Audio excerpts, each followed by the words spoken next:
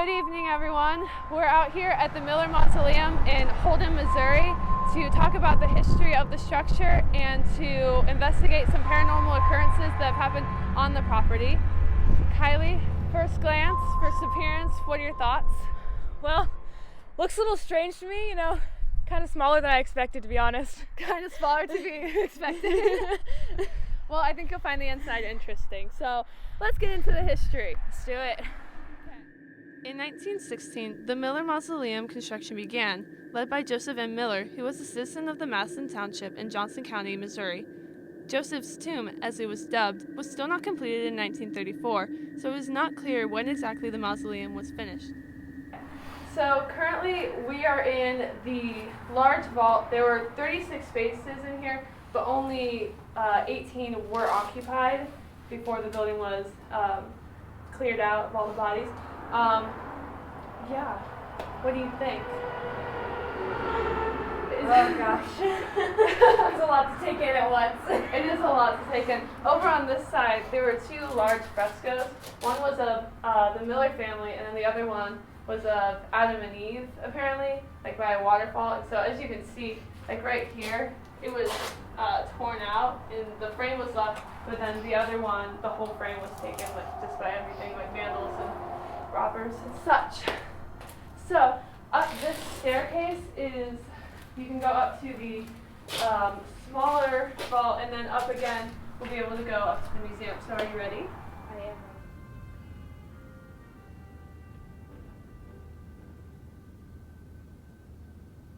Right now we're in the small vault. So here is the original builder.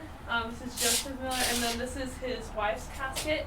And actually, when he was buried, he was in a time where it was like cheaper to have a metal casket. So his is still in pretty good condition, whereas hers is fairly rotten. And there's actually a photo of her casket, and it looks like that there's mist coming out, and then you can also see a hand. So that's something paranormal and spooky that has happened. You have anything about that? Paranormal? Paranormal? Not true. You don't think it's true? Nope. Why not? Not even a little bit. Why not? It's a photograph, Maddie. It's a photograph. Staged photograph. Like, Phone, hands, staged. Okay, fine.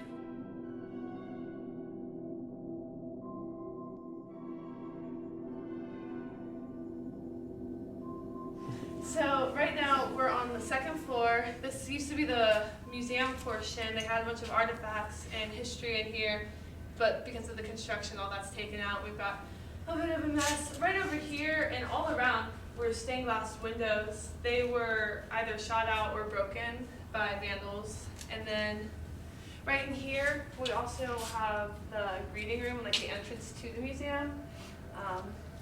But yeah, some more supernatural occurrences that happened here. Actually, both occurred right on this step right here. The first one, there was a guy, Randy, who's a ghost hunter, I believe. He sat there and was taking some EVPs when he heard a woman EVPs. say... EVPs. He was taking some EVPs, and he heard a woman say, you need to get out, where's Bart? So the cliche, get out. Get out, yeah, sure. And then the second one, which was also, I don't know, it's pretty convincing to me. Bart, the events coordinator and property liaison for the mausoleum, he was standing right there, and Randy was right back here with some guys from Whiteman Air Force Base, and they had some audio going, and they were asking, who's that over there? Who's that over there? And the same woman's voice that said, you need to get out, responded with, that's Bart. So if that's not convincing to you, I don't know what is. Not much. Not convincing? Okay, Try fine. a little harder next time. All right, fine. Maybe this next thing will convince you. We're kind of in the entrance greeting area right now. So there is the main front door. And a lot of residents claim to see Mr. and Mrs. Miller walk out to the street, look both ways, stand out there for a little while. They're just hanging out there. People are seeing ghosts, and then they come back inside like nothing ever happened. If that's not ghost evidence, It's a small town. People will say what you want them to say. oh gosh, it's Okay, well that's all I have. So if I can't convince you, I don't know what I'm going to do. Let's just finish the rest of the tour, and you can see the rest and see if it wants you to be.